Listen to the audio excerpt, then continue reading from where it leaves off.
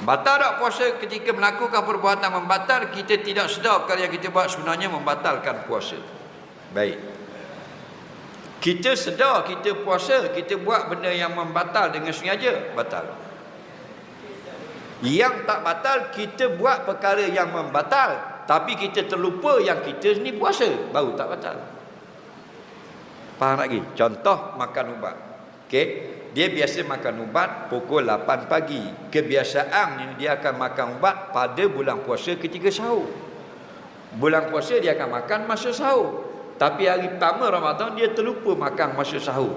1 Ramadan pukul 8 pagi dia makan macam biasa. Kerana dia terlupa dia sedang berpuasa. Faham? Tak batal. Okey, itu maksudnya. Tapi kalau dia tak tahu benda tu membatalkan puasa kerana baru masuk Islam, barulah diberi kelonggaran. Baru 2 hari masuk Islam tak sedang belajar pun perkara yang membatal.